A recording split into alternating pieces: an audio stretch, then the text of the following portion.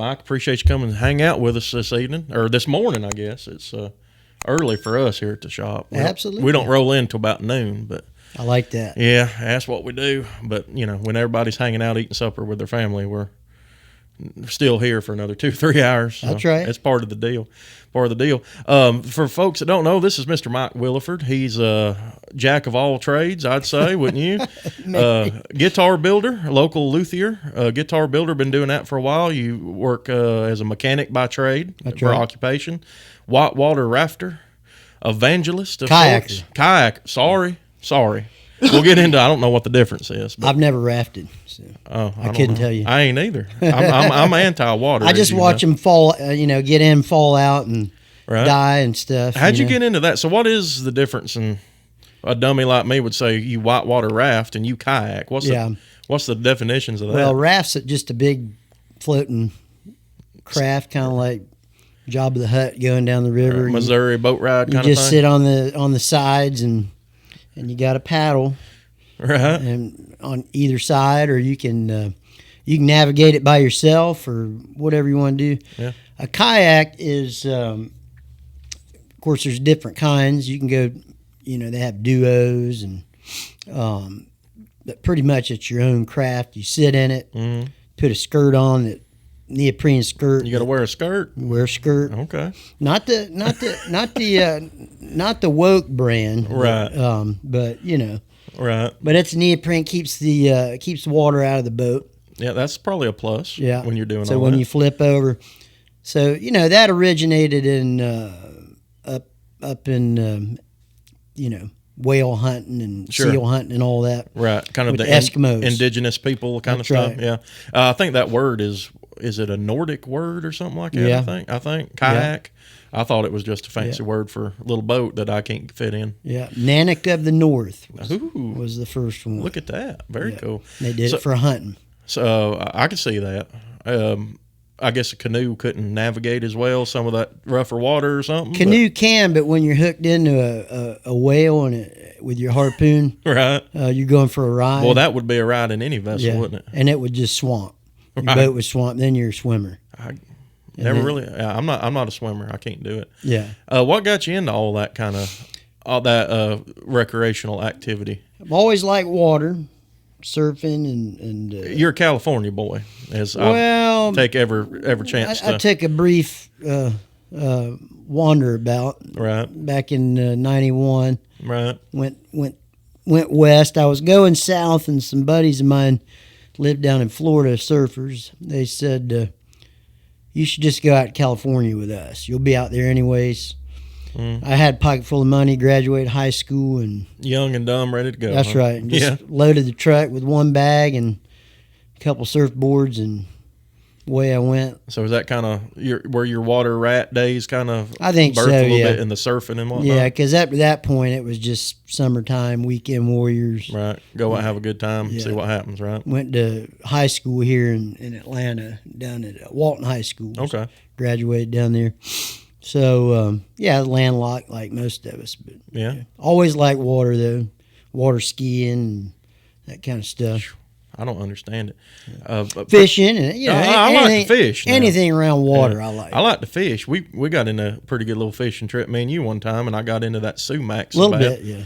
I still itch from that. How long ago that? I was thinking about that on the way in, just kind of thinking about how long have I known Mike, and I guess I met you originally at the barn. I would probably, or a festival, or maybe at the prayer meeting. I don't know. No. I came here. My journey to where I'm at musically now started, believe it or not, right here at Donley's. Really? Well, sort of, kind of. Me and Pastor Frank Lathery and his family, we went down to Guitar Center one evening to look for Abby a guitar. And she's little and she wanted a pink guitar. So went down there. They were playing different guitars, and I saw a square neck dobro hanging up on the wall. Right. I'd had a couple round necks and played blues and bottleneck and all that. So I said, hey, can I try one? I also had a lap steel that my granddad gave me. And so I was familiar with a steel. The idea of the slide. Yeah. And so I asked them if they had a bar. Yeah. And so I sat down. First strum was like, oh my, this is cool. Wow, where have you been all my life? Just Right. the noise that came out of it. That's what comes out of mine too, is noise. Yeah, pretty much. Yeah. So, anyways, of course, I didn't buy it there. I had to go on Craigslist, good old Craigslist. Found one over in Dallas. I drove the next day and got one. Yeah, for the young folks that might be listening, Craigslist was Facebook Marketplace 15 years, 20 years ago, I guess. That's right. wasn't it? Yeah. He bought everything on Craigslist. I don't even know if it's still around or not. I don't even know. I wouldn't even. I'd be scared to go try to find out. Yeah, it got bad. Yeah. You get mugged real quick. Right. You had MySpace and Craigslist. That's is what right. people had. MySpace and Craigslist. So, anyways, I went over to Dallas, picked up. I can't remember the name of that slot-headed one I had, but anyways, pretty good dobro. Mm-hmm.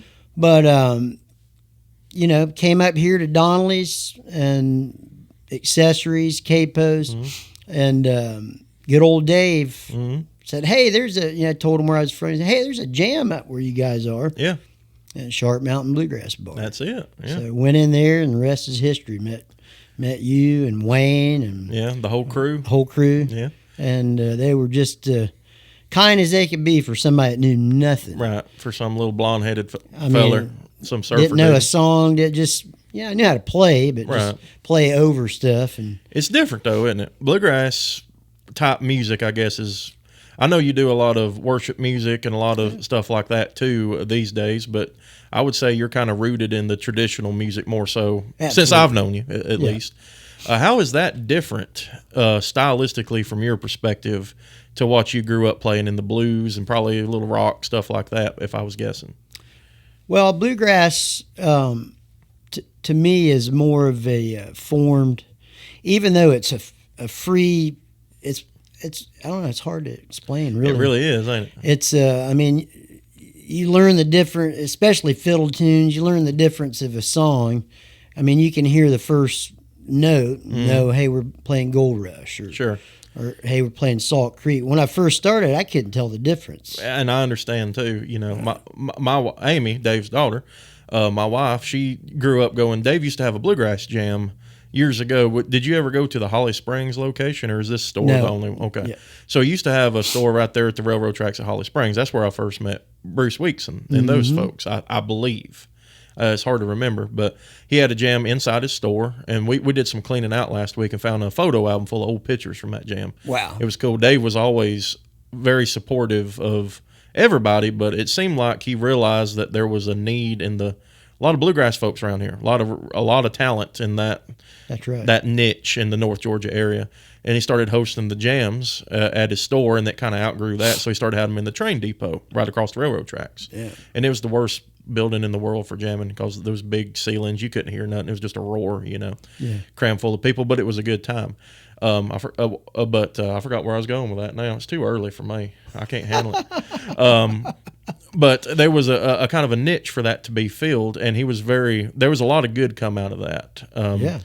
And there was a little bit of a resurgence and got a lot of folks into it that just they were patrons of the store, and of course he'd invite them, and that grew the music barn up there that we talk about. Yeah. And I'm sure there's a lot of folks that have no idea what we talk about when we say the barn. The barn is just a little spot up in Jasper, right at the Pickens County line. Truly a barn. It's just an old. It was just an old shop that was just out in the woods, and folks started getting together on Saturday nights and playing music, and it grew from that. Yeah. And when I first started going, I found out about it through the.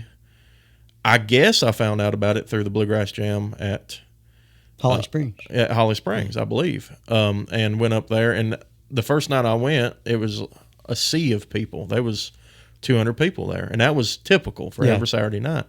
And it was, it was a very popular thing. A lot of positive things come out of that. And unfortunately, I bet you were like, man, this is awesome. Yeah, because we're 5 minutes from home, and there's all these people that like the same stuff that I did, and I thought I was the only one. You might run into somebody, I play a banjo too, that kind of thing. Yeah. Well, that's cool, but you get together, and it's just a great little community. It really is.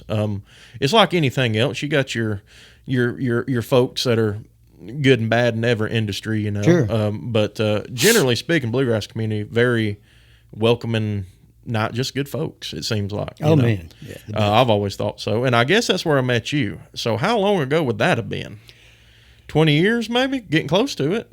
No, not quite that long. Because my dad, he passed in 2009. Okay. So it was vaguely 10 or 11. Mm-hmm. I started building in 2012. Okay. So my first guitar was in 2012. Right. Okay. So, and what got me into that was the dobro. Mm-hmm. Bought the dobro, and then go on the internet, discover Rob Ickes and Jerry Douglas and all the greats, and just listen to that sound, and it's like, this doesn't sound like that, Start tinkering, go on Rezo Hangout and all that, and just buy all the good stuff to put inside of it, and then Wayne Wright comes along, and him and I are just, he's like the granddad, the godfather of Bluegrass. It all, just a super good friend.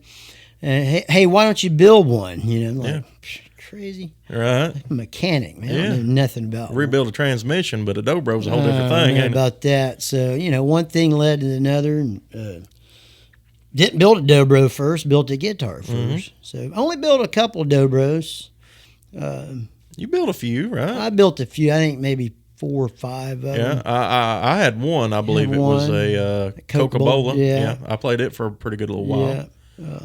I've still got my Brazilian back inside. Still like it. Still great. Right. Great guitar.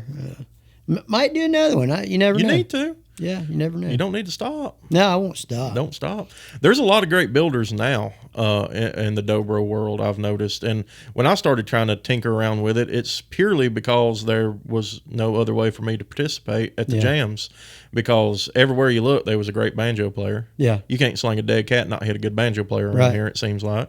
And, of course, 14 guitar players and all that stuff. And I'd got a dobro for Christmas one year. My dad and my grandpa got it for me. And made the mistake of mentioning that to somebody, and of course, go get it. And from then on, I was just, and I couldn't play it. But Old Clyde. Yeah, Old Clyde. I still got it. It's still one of my favorite instruments. That's a good old man. It First time I heard you, I thought, whoa. No. But I'd heard Jerry but never seen. I had never seen like hammer-ons and pull-offs before on a dobro, and it just blew me away. It's like, man, this is awesome. It's cool. I still can't do it. I'm no better than I was then. No. But it's a cool instrument. But there was always this mystery around like how to play it kind of thing. Yeah. Because there wasn't as many resources. Now there's still a lot more, but not near as many as there are for banjo and guitar. It don't seem like. Right. But there still was a new instrument. It kind of is, in a sense. I mean, the instrument itself is probably less than 100 years old. Yeah. I know that it comes from like a Weizenborn guitar kind of idea, or however you pronounce that word, that Hawaiian instrument, square neck, and a resophonic kind of thing. But still, I would say 30s was the birth of a dobro square neck as we know it today. Yeah, late 20s, 30s. Right. So we're probably coming up on 100 years of a dobro. Yeah. And realistically, 5-string banjo, the way it's played is less than 100 years old, too. That's right. And people think of this music as this old, ancient form of music, and it comes from that, but the methods in which the music's played is still a relatively new in the grand scheme of the world, I guess. Yeah. So, we're probably coming up on about 100 years or so here pretty soon, if I don't know the dates off the top of my head, but you're right there. People think of it as this old ancient form of music because we play a lot of those songs. Yeah. There's a lot of these old hymns and old folk songs that the bluegrass world has adopted that's who knows how old and who wrote it and what the truth is, what it's supposed to sound like to start with. Yeah. But, it's still a relatively new form of music. And I think it is, I always tell people this. I always tell people bluegrass is the bowling of the music world. You don't have to be real good at it to have a good time. That's right. But to do it at a high level is a very hard. It's a lifelong journey, just like anything else. But you can have a good time if you just know 3 or 4 chords. That's right. And go participate. No doubt about it. It's kind of like bowling. You don't have to be good to have a good time. That's right. And you can eat nachos while in between. Yeah. You tired of spending your money with these corporate chains that don't share the same values that you do? Well, at Freedom Cafe in Macedonia, Georgia, they stand for faith, family, and freedom. It's not just a motto, it's their way of life. And you can taste it in everything that they serve. From acai bowls packed with fresh fruit and flavor, to clean energy teas that keep you going without the crash, to handcrafted bubble teas, protein shakes, matcha lattes, and iced coffee, this place really has it all. It's the perfect stop for folks who want to feel good about what they're drinking and who they're supporting. No questionable agendas, no corporate nonsense, just better ingredients, better people, and better values. So go ahead, save your bucks and still drink like a star. Don't give in to the green logo chains pushing their woke politics. Support a place that shares the same values and beliefs as you. Be subscribed to the Donley's Music YouTube channel and get $1 off any order $10 or more. Follow Freedom Cafe on Instagram and Facebook at freedomcafe_ to see what's new, what's fresh, and what's brewing. Freedom Cafe, faith, family, and freedom.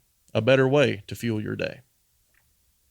I call it like, I look at it like blue collar fun. That's how I was raised. Sure.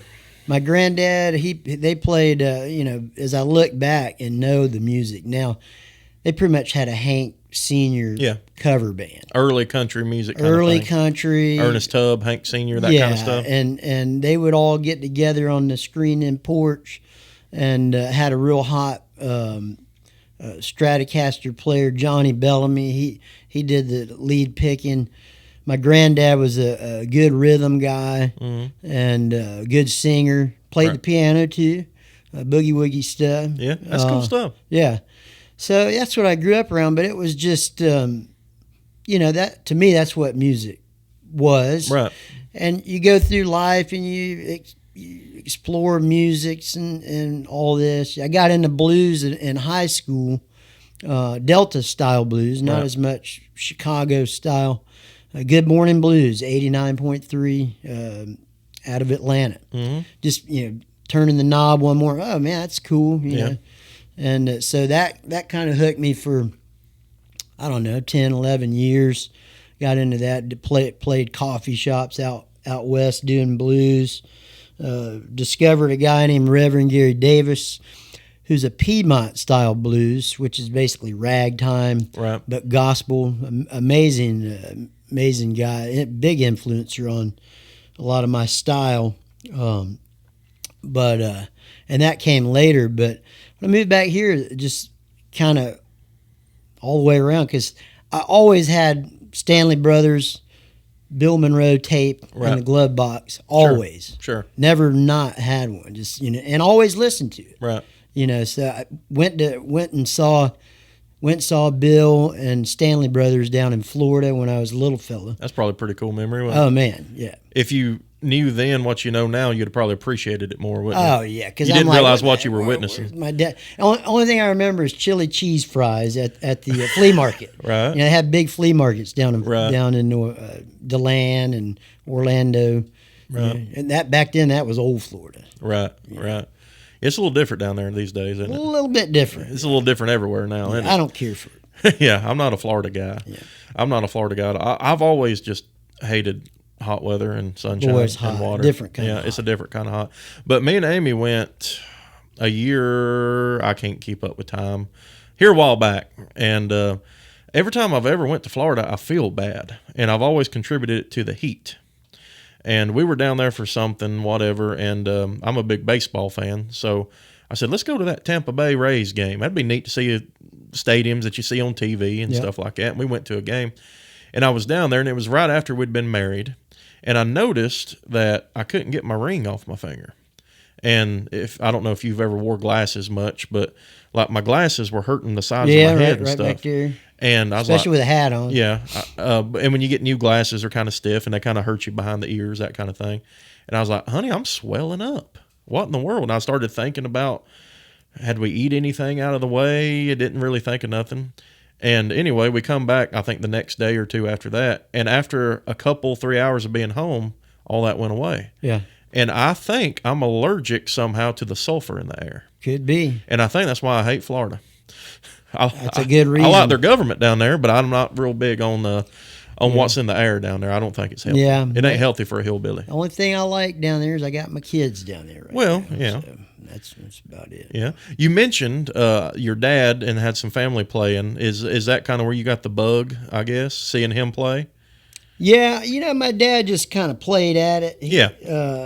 It kind of skipped a generation. I think yours did as well. I think your grandpa played. My grandpa played. My dad plays some. Plays at it. That's kind of how my dad. I don't think he ever took it as seriously as certainly not as much as I did. Not that I'm any good at it, but he could play. He played guitar and tinkered on the mandolin some. Sounds a lot like my dad. Yeah. He bought guitars and I think it was more for him, like more the nostalgic.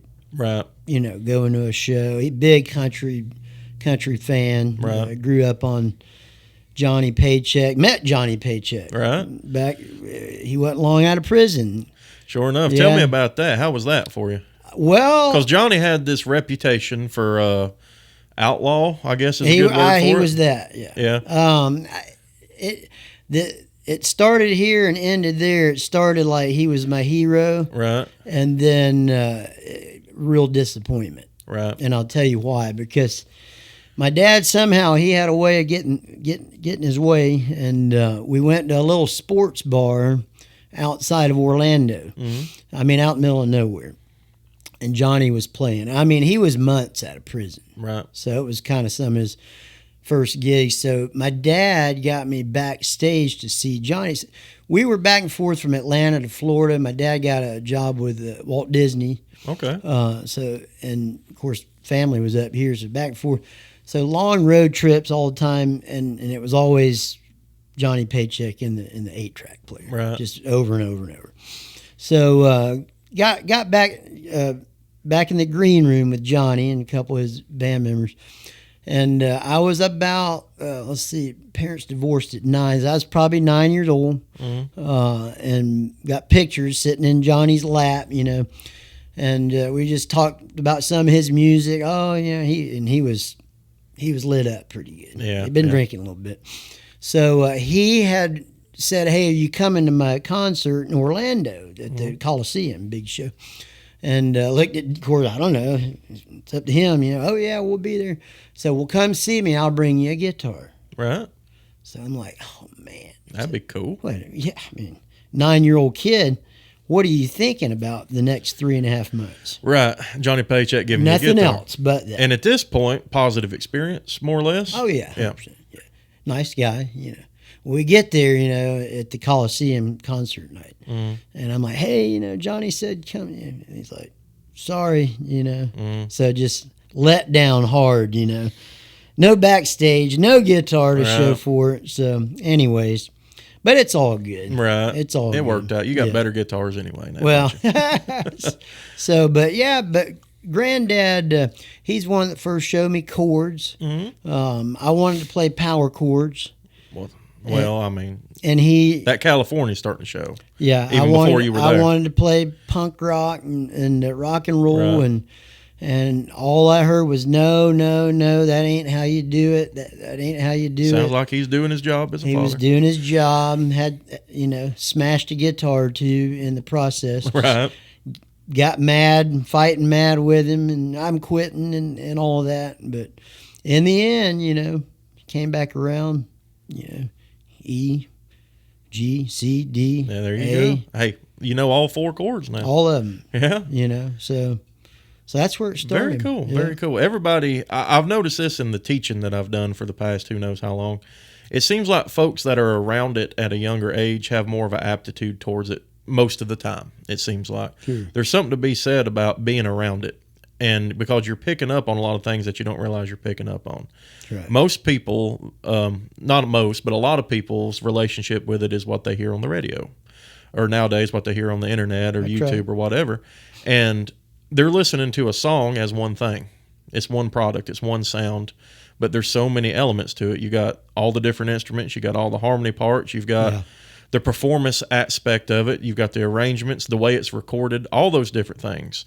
So being around live music in general, especially in an informal setting, seeing how the different instruments and voices interact, you pick up on that, and people are far ahead in the learning process without realizing it, is what I've noticed with folks.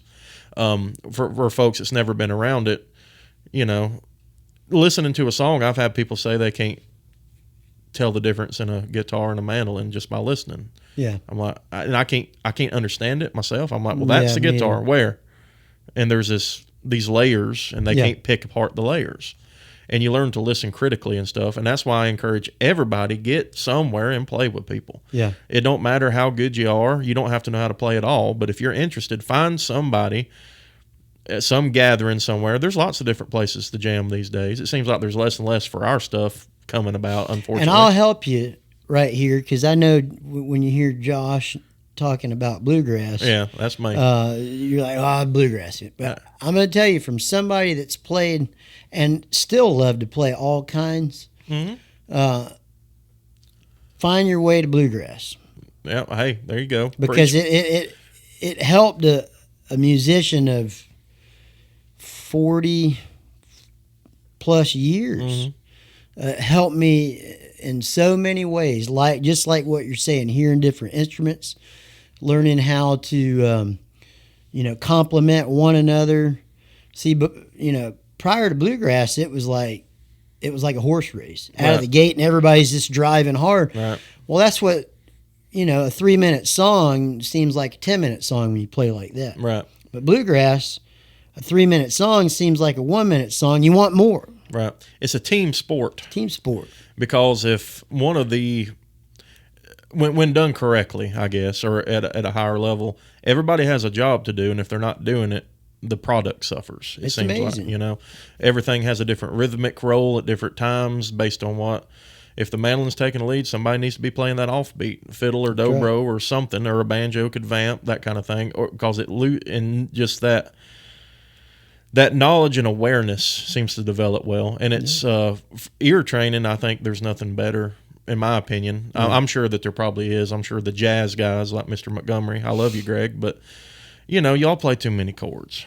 I was talking to Greg, I think it was Greg one day, and I was like, man, how do y'all solo over these 37 chords that you've arranged in Amazing Grace, And they said, well, how do you solo over 3? How do you improvise over 3? Yeah. And I was like, well, because I don't know. There's an art to simplicity. And I think people are more and more hungry for that these days in all aspects, because the world's can be such a weird, complicated, convoluted, most of the time, confusing place. And that's just inherently the way that humans are. We like to, I guess it's our sin nature to overcomplicate. But at the core of it, it's pretty simple. People really want to, there's an art to simplicity. Whether you're painting things, I'm not big on this abstract stuff where you have to interpret it. Right. Maybe I'm not sophisticated enough to see it, but if you have to explain what it is, I don't really think you did a good job drawing it. No. And I always tell folks, no matter what kind of art form it is, I feel like we need to put some parameters in there, and I think it's more of a lifestyle parameter than it is a vision of what art is. Oh, 100%. Because music is an art form, but it's also very technical and logical, and it's a very interesting thing, because you have your very analytical type of players, your music theory guys, and your high level technique guys, and that's a whole different form of musicianship. I'm interested in that. Yeah, it's cool. It's very cool. It's a different discipline. I think that a lot of times people that live in that world, they get stagnant in their creativity. Yeah. And then you have people like me that I don't really know a whole lot of theory, ideas and stuff. I know what chords work together and how to make a chord and that kind of stuff. And if I think about it, I can kind of tell you what scales I'm working out of and how that works. But I just kind of play what I hear in my head. Yeah. And I think that is very beneficial for creativity. Yeah. But I also think that can stifle your playing, because you get trapped in this is what works. You're stuck in your head. Yeah. So the best players I've ever seen are the ones that have a leg in both camps. Yeah. I think. And I really think it's a God-given thing too for folks, because there's very few people that are of the creative side of the brain and that kind of thing, and the logical aspect. Yeah, yeah. Most people are wired one way or the other, or very few are down the middle, is what it seems like. And I don't know. There's lots of different ways to go about it, and everybody has their own ceilings and thresholds. Yeah. What would you have called Tony? I think he might have been an exception. Tony he's one of these freaks, you know. Yeah.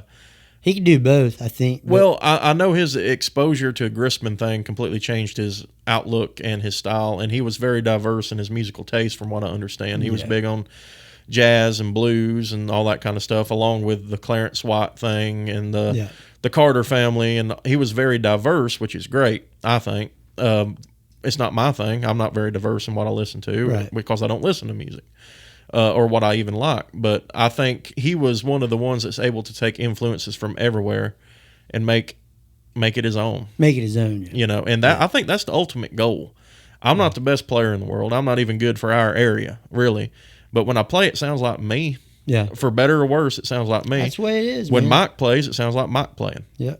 When Hayden Bramlett plays, I can spot him from 3 miles away because he's loud enough. Yeah. I'll hear him 3 miles away. One of my favorite banjo players. Absolutely my favorite anywhere around here. Yeah. And there's a lot of great ones. There's a lot of great, phenomenal talent, but, I mean, nobody's better than Hayden Bramlett. Yeah. And nobody's better at what Hayden does than Hayden Bramlett. He's got a high ceiling that can command the band. And absolutely. Absolutely. And then folks like Dylan Smith, Bryant Pope, Jeff Parton, Brad Kaler with his vocals, you know. Amazing. Those are God-given talents, and I think those are issued at conception. And I think or before that, I think that there was a plan for those people. Yeah, I wouldn't disagree. And they somehow or another, I feel like the Lord led them in the direction they're supposed to be doing that. Yeah. Hayden Bramlett's supposed to play a banjo. Dylan Smith is a better example. He's supposed to play the guitar. Yeah. That's just it. That's what he's supposed to do. What are you doing over there? Never mind. But I don't know. I feel like talking about the ceilings, those guys have I don't think there's a limit to what they can do. That's right. You know, and there's a limit to what I can do. Could I be better? Sure. We can all spend more time and learn more stuff, but they've just got a natural ability to. Yeah. They were miles ahead when they started, you know. Yeah, because to get to where they are, I'm not saying you can't. Right. But it would take more hours than is in the day. Yes, absolutely. I mean, you'd have to practice. You'd have to be one of those that practice. I could practice 12 hours a day for the next 20 years and not be where Dylan was 10 years ago. Yeah. You know, because I don't think I'm not wired that way. Yeah. I don't know how, and talking to them boys, I'm not sure they're wired all the way. Sometimes, you know, I can say that because they're my buddies, but it seems like most people that have that little bit of extra, like those guys do, they think differently. They're just wired differently, and they can't explain it. Yeah. You know, and whereas your academic type players, your music theory, you went to college, that kind of thing, great players, but they can tell you exactly what they're doing and why. Yeah. And that's two different worlds, man. Yeah, it is. It's two completely different worlds. And I think bluegrass is a great avenue for everybody that's interested in any kind of music to, number one, it makes you appreciate the simple. Yeah. Because, you know, we get a lot of people that look down their nose on, they just thrashing on 3 chords, you know. And there's a lot of that goes on, but it's a lot of fun sometimes. But if you get around some of these, I would say, higher level of musicians, better musicians, there's a lot going on that that's, and I think there's more and more appreciation for that and more acceptance these days than there's ever been of that too. Yeah. Without changing the integrity of it, there's a lot of folks coming to bluegrass these days, or what they think is bluegrass these days. I got strong opinions. Movement. There's a hippie movement going on right now. And they're going in the right direction, though. Well, that's a matter of opinion. Well, they are, in music ways. Right. Now we won't talk about. I believe that the people are maybe going in a better direction, but I don't know that the music itself is. Attention, local musicians! If you're looking for a place to share your music, test out a new song, or just hang out with some cool folks, you need to check out Open Mic Night at Reformation Brewery in Gettin. It takes place the 4th Wednesday of every month, and it's hosted by our buddy Kurt Wheeler. You'll get a 10-minute slot to share your original music, cover your favorite song, or play your favorite instrumental. Whether you're a veteran to the stage or looking to just get your feet wet for the very first time, this is the place to do it. It's free to sign up, and all skill sets and ages are welcome. The lineup fills up fast, so don't wait around. Get signed up today. Get signed up at reformationbrewery.com/open mic. That's reformationbrewery.com/OPENMIC. I would go watch Billy Strings by himself with somebody, with a buddy. Sure. But I have no desire to go watch the concert. Not that I dislike it, but I don't like the electric sound, the kind of the kaplunket of the instruments. That ain't no part of nothing, man. So, and what you have to put up with, the marijuana smoke, all that stuff. People pulling their clothes off, It ain't my thing. It's not my thing. It ain't either. And I just personally don't believe that there's a room for that in this music because it's going to change what it is. Yeah. It seems like these days we have this tendency to want to change the definition of what something is instead of just accepting that this is here and this is here. Yeah. These are two different things. Yeah. You can like both of them. You can take influences from both of them. That's right. But why not just let bluegrass be what it is? That's right. And I understand that it's organically going to progress and change. Yeah. It is. But blues is going to do the same thing as it is. You can listen to blues for the past 100 years and see the natural evolution of that. Yeah. And a lot of people's argument is, well, it has to progress for it to survive. And I don't believe that. Yeah. Just because we don't have millions of people, following, I don't know the numbers, but just because there's not people making gazillions of dollars and selling out stadiums playing traditional bluegrass music doesn't mean that it's not in a good state. Right. It's never really been a mainstream form of music. And every time that it's kind of touched the mainstream through, Bill Monroe was as mainstream as it gets for his day. Blue Moon of Kentucky was as popular as any Taylor Swift song was in that time period. The commercial aspect, and Flatt and Scruggs, they had their journey into the mainstream with the Beverly Hillbilly stuff and the Martha Whites and all that kind of stuff.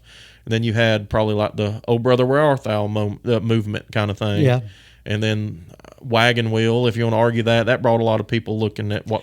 I'd say, Oh Brother, we're kind of still in the wake of that, right? I mean, somewhat. I feel like that brought a lot of folks in. Yeah. I was a fan and interested in kind of in the music a lot more before that movie ever came out. But I'm kind of that generation, I'd say. And it brought a lot of folks in. And, cool, whatever. But then I think with the Old Crow stuff, the Wagon Wheel stuff, that's when you started seeing bands that, well, there's a banjo, so it's bluegrass. No, it's not. I don't think I've ever listened to a whole song by them. Well, you did a good job then by not doing that. But it seems like there's this tendency to want to change the definition of what things are to be more inclusive. Right. Such as everything, right? Yeah, everything. I mean, we want to change the definition of what bluegrass is to include more people so it can be more successful. Yeah. I guess it's how you define success in that. We want to change the definition of all those different things to be more inclusive. And I think you can call a dog a cat, but it don't mean it is. Yeah. They want to call a boy a girl now, and it don't mean that it is. Blurring the lines and everything, that's not. I don't think it's. Everything will cease to be what it is, and it'll all become one thing. And what that is not inclusive to the people that like what bluegrass is. I just can't. I'll never get out of my mind that bluegrass, old country, the people that played it were just hardworking people. Sure. 9-to-5ers, if you will, or whatever. Yeah, sure, absolutely. This day and age, it's how many likes can I get?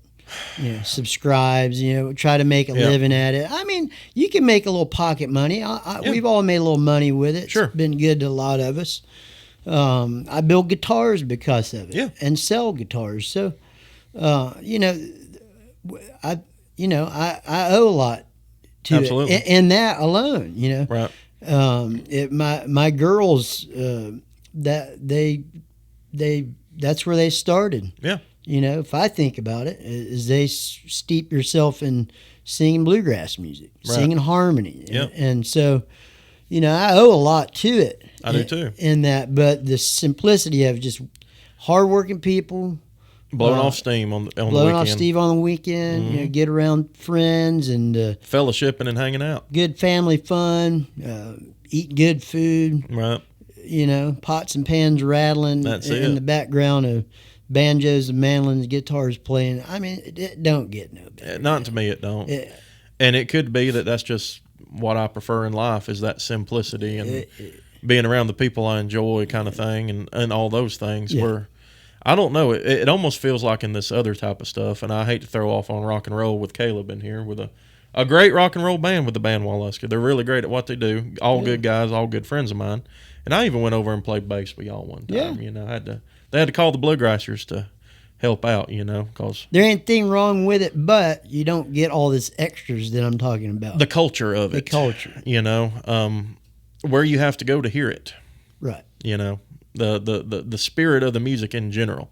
These are all good boys over here. They're all good guys. I got it. I'd do anything for them in the world, but y'all play some rough spots now and then, you know. Yeah, man. And you know, and I'm not saying that there's not some of that goes on in the bluegrass world. I did some gospel for a while at Rocco's, and that was Sunday morning, but it's still, you know, you'd have some old gal getting up and wanting to pole dance and stuff. It's like, what we doing here? We're singing Just a Little Talk with Jesus here, man. I know, you know, so I've been put in some weird spots like that. But those spots you're put in are for a purpose, I believe. You know? Suppose. You know? I'll never know, but I don't have to know. Well, Jimmy Martin in one of his interviews had a line that kind of is crazy, and as Jimmy Martin was, he was probably crazier than a lot of these rock stars. He had some wisdom about him. Oh, yeah. He's entertaining for sure. He was definitely an entertainer. And I think a very important part of bluegrass music for what the blueprint is for a bluegrass band now, I think. But I heard him say, you know, why would you go in these beer joints and sing a gospel song? He said, because those are the saddest people in the world that need to hear it. Yeah. You know? Yeah. He said, that's why I've always thought to do it. Yeah. Plus, I think Jimmy liked to partake in a little bit of that too. But sure. he had a point. Yeah. He absolutely had a point.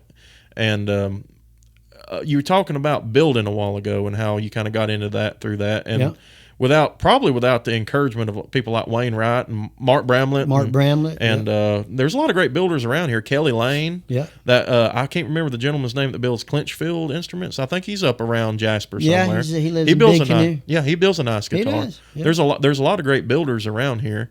You got into that with a understanding of how things are kind of built. You're a mechanic by trade. You got a clue on how things work, right? Somewhat. How is building instruments different than working on a pickup truck? Other than obviously the product, but it's a whole different discipline, isn't it? Yeah, it is. I mean, it's harder in a lot of ways, but then it's easier in other ways. Right. You know, it's like people that house builders. You know, they'd rather build a new house than go in and renovate an old one. Yeah. Because you run into stuff. Right. So, it's very precise. It takes a lot of concentration. You're talking about thousandths instead of quarters. That's right. You know. Yeah. Nowadays, with some of this new construction, I think they get it within a quarter, and it's within close a quarter, enough. Eighth or quarter. If you're an eighth, if you build an eighth, you're a tight builder. Right. Yeah, it's so tight that I've moved over to micrometer. Yeah. I mean, that's really the best way to do it because my eyes can't see a 64th. How do you see a 64th? Right. It's hard to. You can feel it. Yeah. But it's hard. Yeah. It's hard to. You can feel a difference in the 64th, but seeing it and measuring it, and you eventually get to some of the stuff, and you've also got to take into account with an instrument, the wood is always changing, always moving. It's not a fixed finite. I probably took 10 measurements on one thing this morning, and it seemed like it moved every time. It probably did. Every time I moved, it moved. Right. I'm like, wait a minute now. Right. What did I do wrong, or did I do anything pencil wrong? marks all up and down. And I'm like, okay, I'm going to have to erase these, or it's going to look like pencil mark guitar.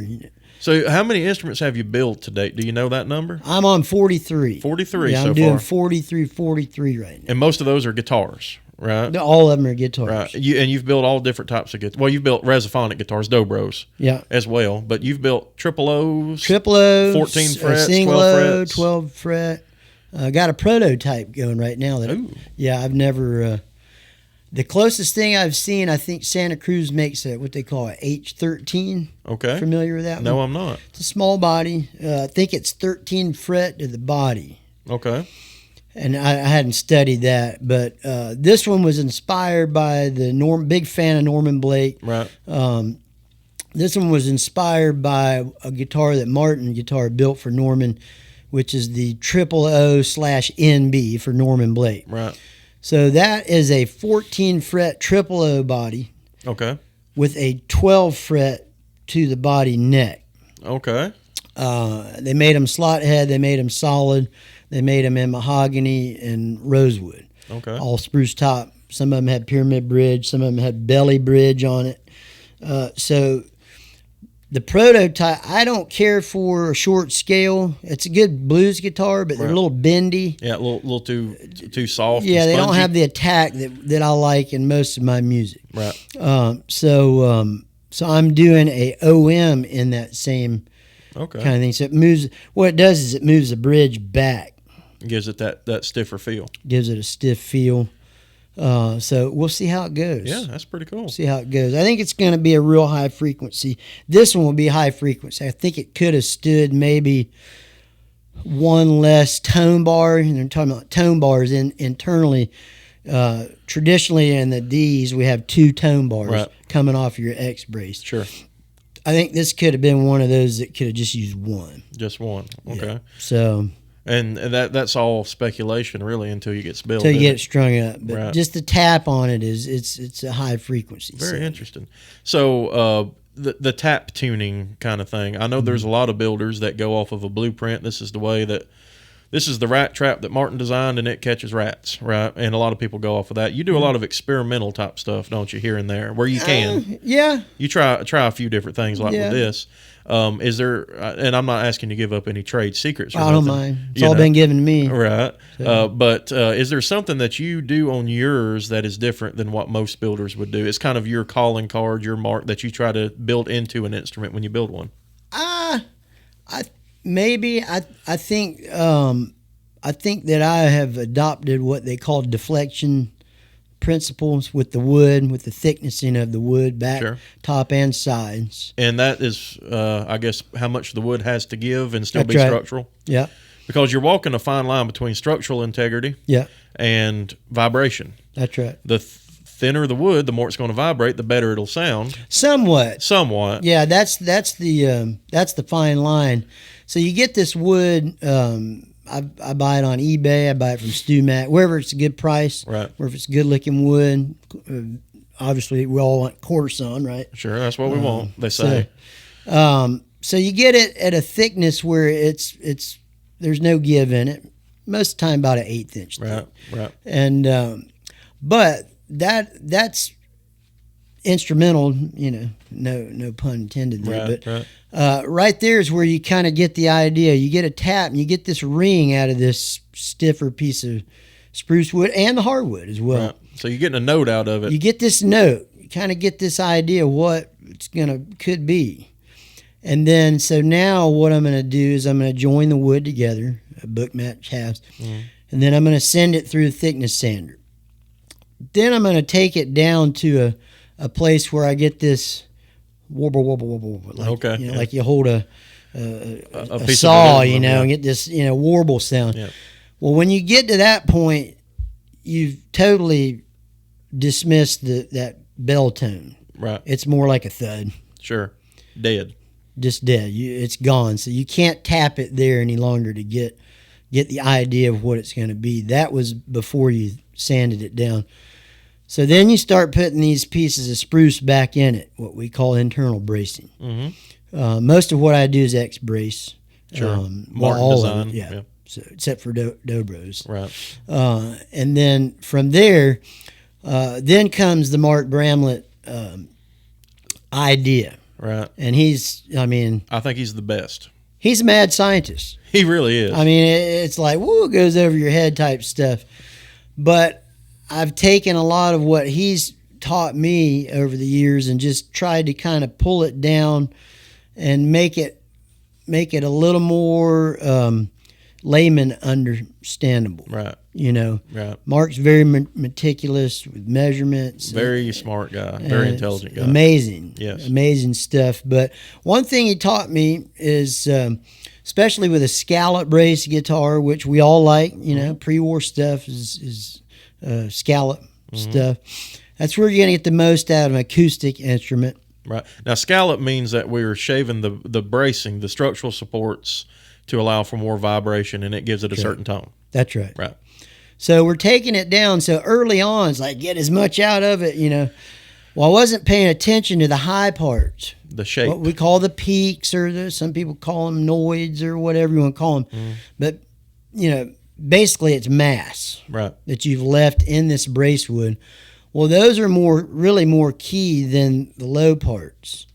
So you can look at the low valleys of the X brace and the tone bars. You can look at that as that piece of wood that we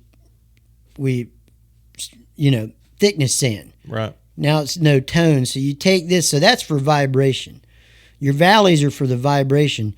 Your high points are for the tone, the bell. So the valleys would be more for your volume and resonance, and you color your tone by how much wood you leave in certain areas. Exactly. That's interesting. 100%. And I would imagine you would agree too. Your stuff has gotten better over the 40 some odd guitars you've built. Yeah. And you've kind of probably got a pretty good method dialed in now, right? For the most part. Somewhat, but always learning. Always tweaking. Always tweaking. I've learned something new on this one I'm working with. Right. And you don't buy kits and put together. You build necks, you build everything on it that is buildable. Yeah. Pretty much. You can't build frets and tuners, but everything else pretty much, I would say. Everything. Hand built, scratch built. Yeah. And you build for customers. If somebody wants to order a guitar to their specs, you can build it, right? Acoustic guitars. Yeah. And you build now and then just to have some stuff to sell, and I'm sure it's a hobby and something that you enjoy doing, or you wouldn't do it. Love it. Because you're not doing it for the money. No. Because I've built a few things over time, and people ask, well, why would I give that much money for this guy that just builds out of his basement when I could just go buy a Martin guitar? I said, well, if you're wanting a guitar that's going to hold value, that's probably what you should do as an investment. Martin guitar. That's exactly right, because... And who knows, the Lord might change it. A Williford guitar is probably not going to be worth $100,000 in 50, 60 years. Right? I'll be dead for sure. Sure. So maybe your kids will benefit from it. Hopefully. But a Martin guitar has the potential to do so because it's a name. They have a reputation. It's an investment. It's a collector piece in a lot of And they're a areas. good guitar. But I tell folks, these independent builders like yourself and all these people, and there's lots of great ones all over the country, if you want a player's guitar to your spec, that's who you talk to. And if they really charged for their time, it would be 10 times what they're charging. Yeah. Because skilled labor, I mean, let's just say it's worth $10 an hour. I think it's worth a lot more. Yeah. How many hours does it take to build a guitar start to finish? It's different every time. But roughly 150 to 200 hours. Right. Okay. Well, just look at that number right there times $10, $15 an hour, right? Yeah. Well, you're not selling it for that money, right. So a person's time's worth a lot, and you do it because it's enjoyable, not because you're not going to retire off guitar building. It's or you say, we're not having any fun, but dang, we're making the money. That's right. Yeah, I mean, you don't get to say that, but you're having a lot of fun. That's right. It's a lot of fun. Yeah. Here recently, I think you've kind of discovered that you like a French polish for a finish, right? Love it. And you've never really been a nitrocellulose or a lacquer guy of any kind. No. You always did what is it called, an oil finish? True oil. True oil. That's more along the lines of what they would use on a gun stock, right? Right. And you've switched to a French polish, which is a violin, mandolin type of finish, right? Yeah. What's that process entail? I guess there's a lot to it, but I guess it's a lot of fun. So, but my secret sauce is nothing more than shellac buttons. Mm-hmm. So the difference in shellacks are, and I've learned the hard way, like most things I learned the hard way. But I buy the most de-waxed shellac you can buy is in a button form. Okay, and these are just little pellets, right? It's like little poker chips. Okay. Yeah, about the size of a poker chip. Comes from a lac beetle over in Asia somewhere. That's how it's extracted. Right. So from there, they take this secretion and they'll run it almost like a sausage. Sure. Huge, I don't know what it is. Through some process. Yeah, be one guy on this end, one way over there, and a fire in the middle. So immediately from when they scrape it, they catalyze it in a fire. Okay. And then it hardens. and then they chop it up, and then it goes to market. Right. So that's, in my opinion, that's the best way to buy for instrument grade shellac.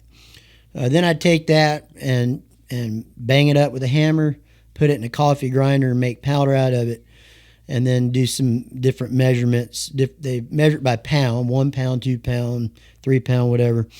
Cut it with Everclear.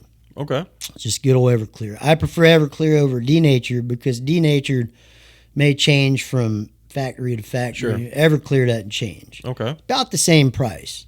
So essentially you're taking that to dilute and melt the shellac, and you're just building up thin coats to get a finish. Yeah. And it cures really hard. Cures hard. It cures hard. And what's the advantages of that over a nitrocellulose in your book? Do you think that it allows for more vibration and frequency to breathe? 100%. Is that it? 100%. And the process is probably a little more forgiving too. Yeah. Because nitro lacquer, it's a hard thing to deal with. Yeah. I wouldn't take away from, I mean, you have to be an artist to do. Right. So the idea of hand rubbing or polishing or anything like that, the idea is trying to get as thick as you can without orange peeling runs and burning through. Right. My understanding with nitro is spraying a thin coat. That's where the art comes in. It's easy to turn the gun on and you end up with this thick. Right. Then you got to work it. Then it can't breathe and vibrate and move. Right. But the reason I started with all the French polish and true oil is it's non-toxic. Well, that's good. I do it out of my basement. Yeah. It does have vapors, gas vapors, and you can smell it throughout the house. But nitro is toxic. Right. And I think Mark even sprays outside. He does, yeah. Because it's stout. It is, yes, sir. Makes some of the prettiest finishes. It sure and does. Durable. Right. Harder to repair. Yep. Nitro. So, but similar to shellac. Right. It burns through.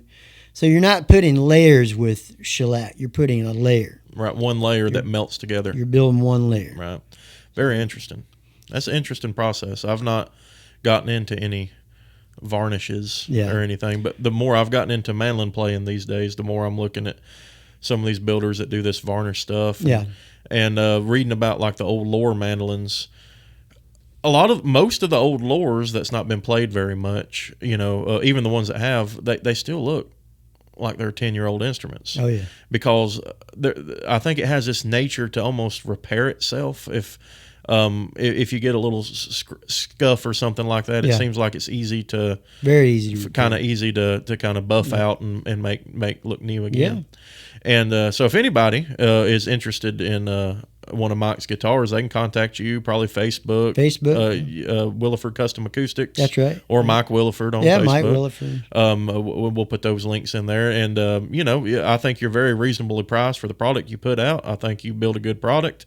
And if you want something hand-built to your specs right here in North Georgia, he can do it for you, right? Yeah. Walk you through the process, be a great... I enjoy it. Yeah, absolutely. It'll give him an excuse to tinker around on something in the basement and blow off some steam from busting knuckles all week, right? Yeah, 100%. What I appreciate about you is you've done quite a few of instruments to help folks. You've done a lot of things for mission trips, and you've done a lot of things to help raise money for causes and stuff like that. And I appreciate you using the platform that you've built and been given to help folks and spread the good news. Yeah. That's a big deal. That's what it's all about. That's 100% what it's all about. Yeah. And that's one thing that I've always said about bluegrass music, at least in our community up in this area. I feel like the Lord's hand has really been on that community. And I don't know where I would be today without that influence in my life. I know where I'd be, but thank God. It's hard to imagine where I'd be. It's probably a better way to say it. I have a wife because of it. I have a job because of it. I've made a living, and I've eaten pretty good because of it too. And it just seems like the people that you run into, most all of them seem like God-fearing, hard-working folks. You know, and I think that's great, and it's almost expected, when you go to one of these gatherings, that's the way it's going to be. Well, it should be. And I think that it should be on us to take that out into the world and spread that as much as we can too. And I appreciate you doing that too. Yeah, we're going to do it. You've been Here lately, you've been holding some what would you call it? Some street evangelizing kind of thing, doing some street preaching a little bit here and there.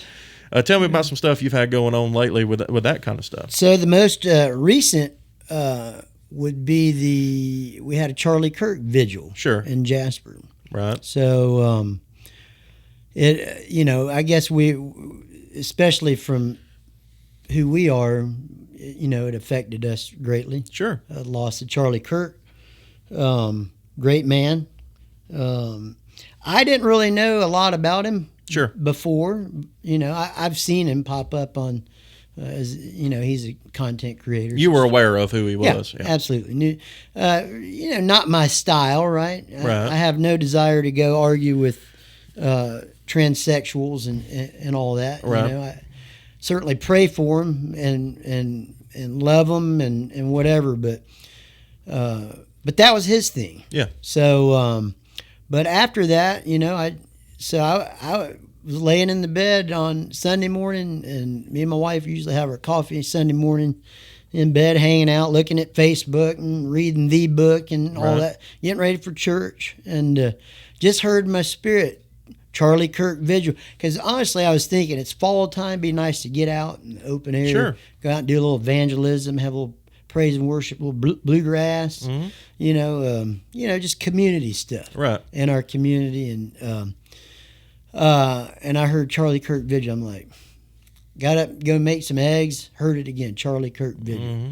I said, really, God? A Charlie Kirk vigil? Right. Seems could be a little cliche-ish, Right. I'm not about cliches. Right. I'm the swim upstream guy, But I said, all right, shoot, why not?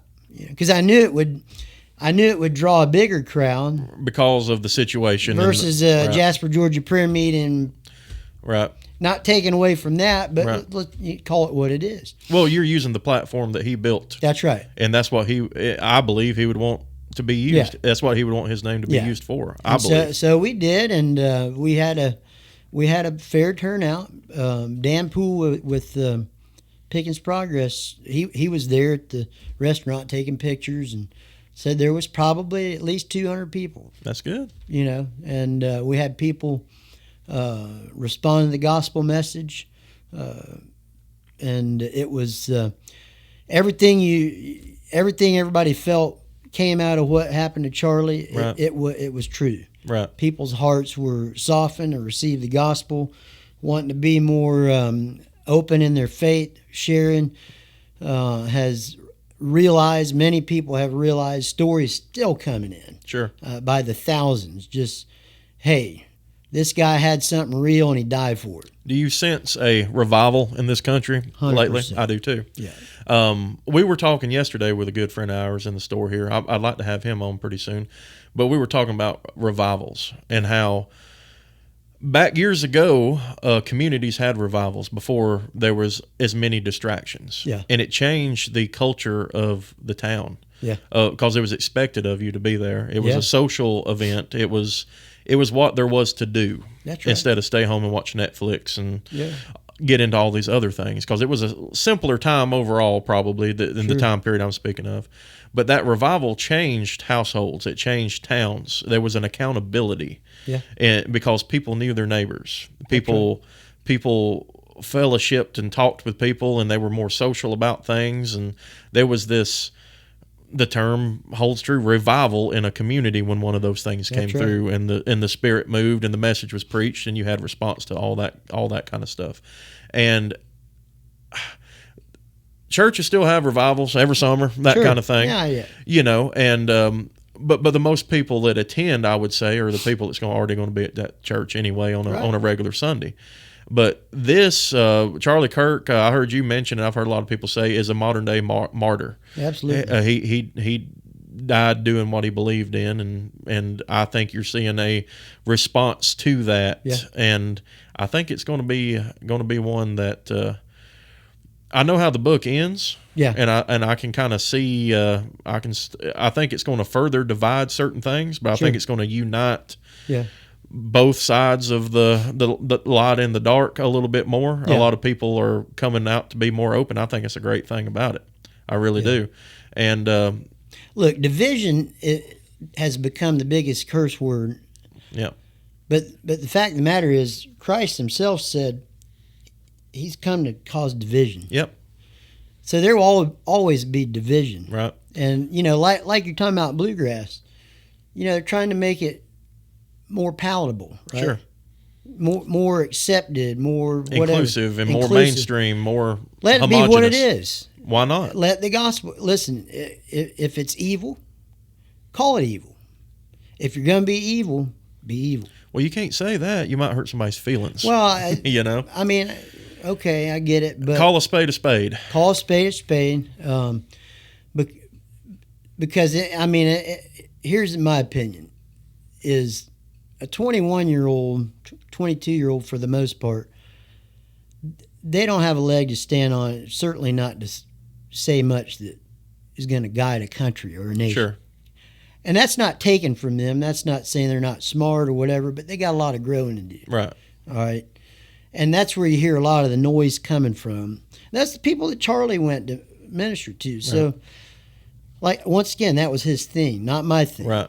He was a little more political and everything. Sure. But all his political beliefs were based in his faith and beliefs that 100%. Come biblically. And more from what I gather, right. leading up to so his you death. were exposed to a lot more of his stuff after the incident, probably I think so. I mean, and I guess grew an appreciation for what he was doing. Because he had this idea that we need to, we were talking about this yesterday in here as well. There's been this attack on masculinity. Yeah. In our culture, in my lifetime more so. Yeah. It seems like it's more and more of a bad thing to be a traditional man and have gender roles in the family that's frowned on. But that's a Christian belief. A man and a woman are made differently. We have different roles in a home and in a marriage, equally yoked yet different. I'd say it's not just a Christian belief. I'd say it's just a natural. Well, it is, because that's the way we were made. You know, I mean, it's just. Take Christianity out of it. Sure, if you want to approach it from a logical, scientific standpoint, our brains work different. We have different biological things. You know, I can't bear a baby. I can't do that. But physically, I'm sure there's some women out there that could whoop me in a fist fight. I'm sure, but physically, I can lift more, do more, and all that kind of stuff than my wife can. Yeah. And that's not because I'm setting out trying to be. That's just the way I was built. And she was built. She's a very nurturing type person. That's in her nature. That's right. Yeah. And that's just the difference. And what is so wrong about saying that? But I think there's been this attack on, you can call it the feminist movement. You know, there's been that, well, you know, you don't have to have a man in the home. And unfortunately, that's the case for a lot of people. Yeah. And that's some of that is by unfortunate circumstance. That's right. But I would say a big, large portion of that is by poor choices. Yeah. And that's not the way the family structure was designed to operate. No. Because whether you want to do this from a religious, faith-based aspect or a logical aspect, it's too much on one person to do that. Yeah. That responsibility is supposed to be split amongst two people. Yeah. Equally yoked. A yoke is what a mule pulls, right? Yeah. My mother raised me, and I mean, she worked hard. Right. But there wasn't nothing left at the end of the day, man. Right. But me and you, we work hard all day long, and then take our family out to dinner. We try to. Smiling. Right. You know? Hey, we're a little tired, but we're just built different. Well, there's that too. Plus, fortunately, you have a wonderful wife, Miss Tammy. She's amazing. What would you do without her? It's hard to imagine, isn't it? Yeah. Those responsibilities are split between y'all. Yeah. She's got her thing. She has her talents. You have your talents. You have your role, and I know y'all approach it from a biblical aspect. This is the man's job. This is your job. This is our job. Yeah. And there seems to be an attack on that masculine project. I don't see a lot of, and there is some, but I think you affect the man of the household. That affects the household. And then that household affects the neighborhood, and that affects the community, and that affects the county, and that affects the state, and that affects our country. Yeah. And I think that's a great way to go about it. And there's so many young people that, getting back to Charlie, he was like, that's the future of the country. That's right. These are people that are going to become fathers and mothers soon, that college age. Some of them already probably. They need to hear that, because there seems to be this attack from on that idea from the culture and the generation of their parents that maybe they wasn't exposed to that. Yeah. And being at these universities, I would say by and large, most of them, they're going to teach one side of the coin, and that's not necessarily the side that I would agree with most of the time. Right. And, he went out and put boots on the ground and got out there and talked to people and explained himself in a very respectful way. Yeah. And got people thinking. And because he was so effective, I think that's why they had to take him out, because he was changing things. Oh yeah. Wildly. I think young people as a whole get a bad rap. There's a lot of good young folks out there. There really are. Your daughters, all of them are great. Katie Mae, she's a little mean, but we love her anyway. Yeah. Bethany's doing great work from what I hear. She's recently married off and living in Florida these days and spreading the good news. Spreading the good news. What's she up to down in, she outside of Orlando, I think you said? Tampa. Yeah, going to River University. Just getting out in the streets. I think 3 times a week is the requirement for their, kind of their, what they do. And knocking on doors, old school, knocking on doors. Right, knocking on doors, spreading the good news. Just asking people, hey, if you were to leave today. Right. Do you know where you're going to go? Right. And which requires a response, yes or yes no. Or no, or I don't know. I don't know. Right. Or I don't care a lot of times. Well, a lot of times I don't care. I don't believe in that. And there's a lot to share beyond just salvation message. That God loves you. That's it. Got an amazing plan for your life. That's right. And there'll never be another Josh. There'll never be another Mike. Right. Never be another. That could be a good thing, though. Well, yeah, but no. Yeah, I know what you mean. And so everybody is different, unique, similar in a lot of ways, different in a lot of ways. That's it. Just that alone shows there is a God. There is. You look a little deeper in most of our lives, you'll find out that there's a merciful God, for sure. So, that's what they're doing, her and her husband out. They miss home. Yeah, I'm sure. You miss your babies, too, don't you? I miss them, yeah, gosh. But I'm proud of them. Devil about got her a few years back. Don't care to share, but sure. Just going through stuff that kids do. She's my Barbie doll. Bethany is. Right. And middle child. And as many would have heard or know, those are the difficult ones a lot of times. Right. And she's tough. But devil about got her. She, like you said, she made some choices on her own. Bad choices.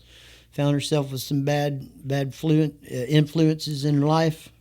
But to the credit of the good Lord and yourself, without that people, foundation man, she was raised up in, prayer, calling on people to pray, and people that cared for. I can't tell how many times Wayne Wright come up the driveway and just lay eyes on her, and she'd go in, he'd just cry, and that's how communities are. Right. Because same way with his kids, just we've shared many a time just crying with one another, praying for our kids. And that's what community is all about. That's what it should be about. Because you can't do it alone. No. Not even with a full family unit. Right. It breaks you down to see that, to wonder. You wonder, God, where did I make the wrong turn? What? And the answers don't come. Quiet nights, sleepless nights. Right. Wonder if you're going to go in their room, they're dead. You just don't know. You don't know. And to see God pull her out of that, and incredible. Young people are being attacked from every angle anymore, and it's always been that way. But it seems like there's more tools for that now with the social media and the internet and television and media and everywhere you turn, the education system and everywhere. The society. It seems like all those. I don't remember, and it could be that I live in a bubble or was sheltered a little bit more. I don't remember so many different crowds to run with when I was younger, and all that stuff's on our doorstep now. Yeah. All these different ideas and cultures and philosophies they're here. Yeah. It's not social groups. You hear about some of these things going on, and that's somewhere else. It was my thinking a lot of times, but not anymore. It's not. There's been so many people move here with different ideas and backgrounds and cultures and beliefs that that gets integrated in our schools, and we should be friends with those people and friendly and cordial, but Sure. You've also got to practice discernment of the crowds that you're running with. That's right. And these young people are getting beat up everywhere they turn anymore. So without that foundation that, using Bethany's example, she was raised in, who knows which direction that would have went. Yeah. Without a good mom and dad at home, a good stable support system, without knowing the truth and the good news and being raised in that. You raise them in the ways of the Lord, and when they're old, they will not depart. They won't. That's in there. The Gettin' in Tune podcast is always brought to you by Donley's Music, proudly serving the North Georgia area for over 30 years. Located in Hickory Flat, Georgia, Donley's Music was founded by David Donley with this simple mission in mind: serve the community. And for decades, that's exactly what we've been doing. We specialize in music lessons. We've been voted best music lesson program by our community for well over a decade. Whether you're picking up an instrument for the very first time or refining your craft, our team of passionate and award-winning instructors will be glad to help you reach that next level. Need a repair? No problem. We've got you covered. From basic setups to complex restorations, our master luthier, Dan Atchison, brings over 50 years of experience to every job. We also buy, sell, and trade new, used, and vintage instruments, gear, and accessories. Guitars, amps, banjos, drums, pedals, picks, you name it, we probably got it, or we can at least help you find it. Follow us on social media to stay in the loop with what's going on around the shop, and don't forget to subscribe to this YouTube channel for exclusive content, the Gettin' in Tune podcast, and much, much more. Visit us at www.donleysmusic.com, that's DonleysMusic.com, or swing by the store and see why generations of musicians have trusted Donley's Music. Donley's Music, helping make music great again since 1994. She's your little preacher now, She's right? my little preacher, yeah. She gives it to us every time we talk to her. No, this, so they're big on believing, laying hands and seeing the sick recover and all that. And to be honest with you, it's helped me along. Sure. Because, that's what the Bible says. Yeah. I can't imagine. I've not had any youngins at this point in my life, but having somebody that you made and raised be an encourager to you and help you in your faith and belief and foundation, that's got to be a crazy feeling. And it's a weird feeling. It doesn't seem unnatural, but it's like, but here's the thing is that's what they're doing, Mm-hmm. That's what they're 24/7. That's their life right now. Right. And so I guess I shouldn't expect any less. Right. I mean, if you spend 12 hours a day picking a guitar, you're going to be better than you were yesterday. Yeah. Yeah. So I get it. And so, it's great. Well, that's an awesome thing. I appreciate what she's doing, what y'all do, and all that good stuff too. Yeah. So I forgot where I was going to go with this. But anyway, that being said, I guess we got to probably wrap this up. We've been going a pretty good while. We pretty good on where we're at, Caleb? All right. You got anything else you want to cover before we start wrapping the deal up? Favorite musicians. Well, we'll get to that. I got the questionnaire here that we like to do with folks. So I knew it was coming. I guess we'll get time for that here. Yeah, we get ready. there. I got my Taylor Swift ready, and You got your T-Swizzles. Yeah, all right, brother. So this is what I asked folks. This is all in good fun, just to kind of help folks. Okay. And see where you're at on stuff, and we've got a lot of different answers. So here's those questions that we ask here at the end of every show. Our rapid fire. What's your favorite food, Mike? Lasagna. What for? Meat, cheese, Carbs. Okay. Just good. All right. What's your favorite color? Red. Okay. Early bird or a night owl? Early bird. Attaboy. Acoustic or electric? Acoustic. Thank you. You like coffee or tea? Coffee. How do you like your steak cooked? Medium. Okay. Not medium, medium. Okay. Little blood in it. Yeah, and a little blood around it. Dogs or cats, bud? Of late, cats. Okay. Mountains or beach? Obvious. Mountains. Okay. Favorite movie of all time? Nacho Libre. That's a good one. Attaboy. What's your go-to gas station snack? Gas station snack? If you got to run by the gas station, get something real quick. What are you grabbing? Pork skins. Okay. Biggest pet peeve? Something that just drives you crazy. Oh, gosh.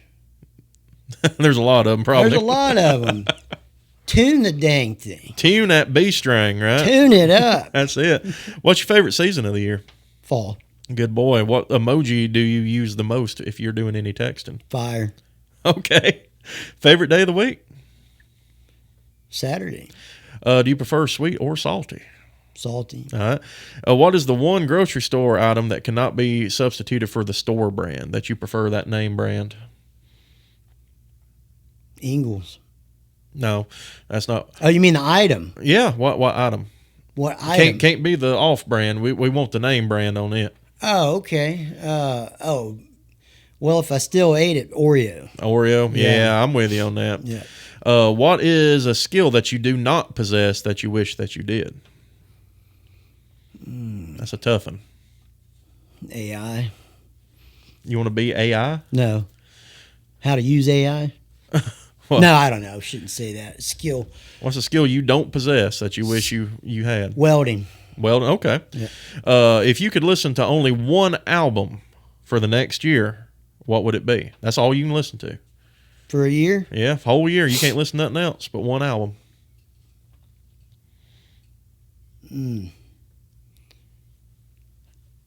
Tony Rice guitar.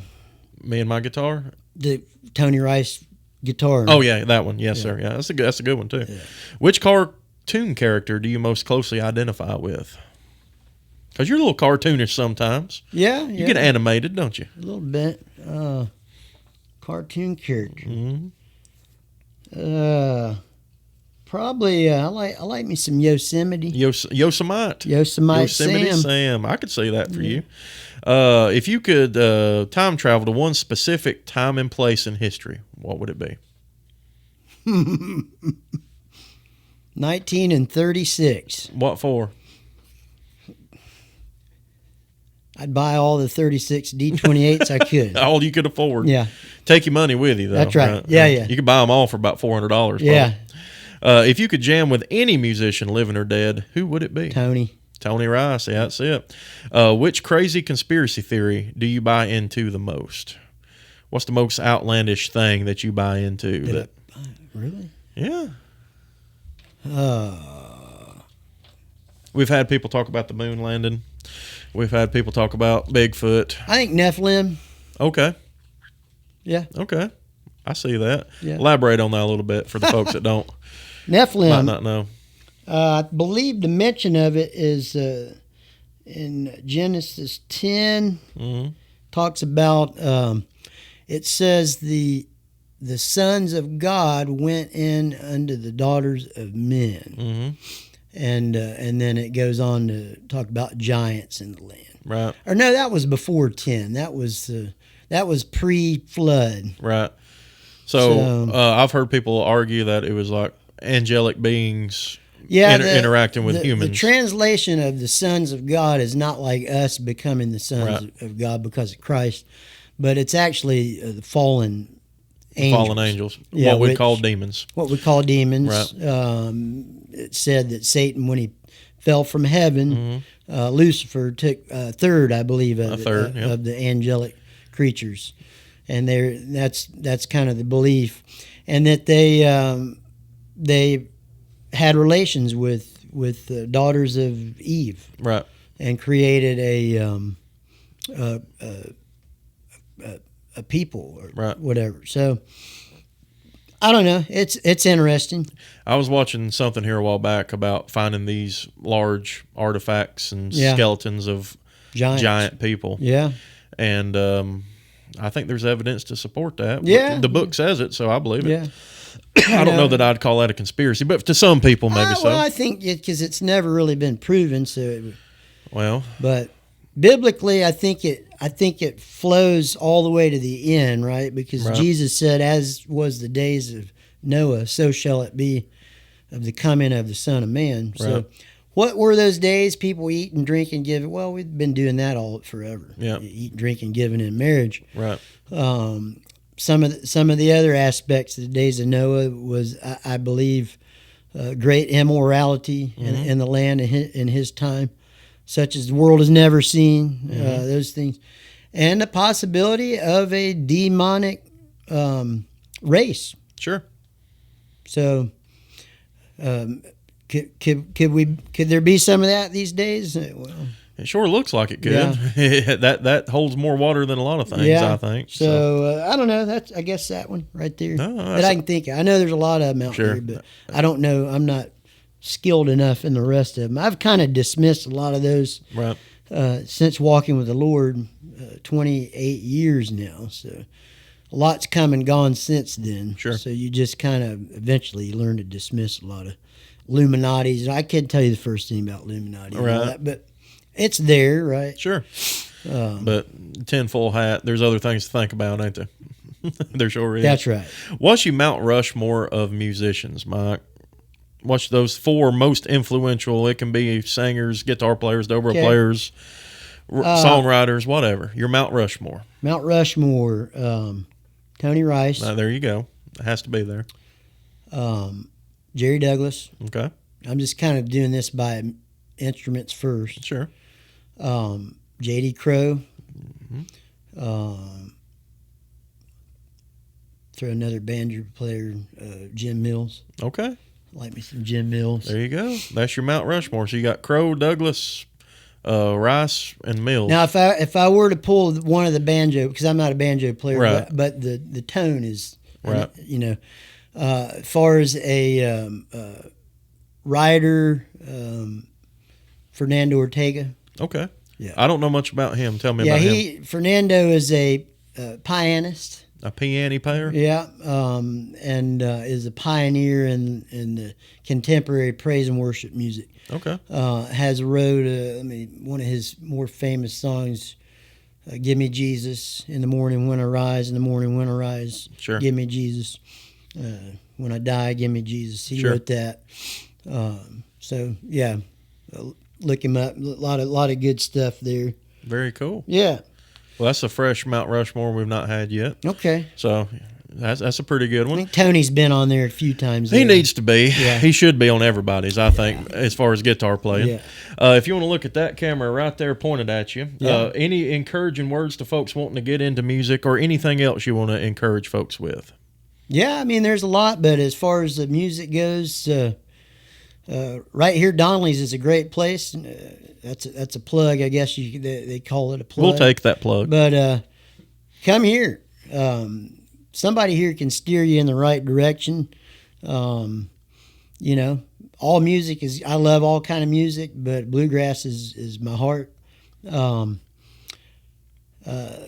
Follow Jesus Christ. Amen, brother. Yeah, That's it. Getting the Word of God.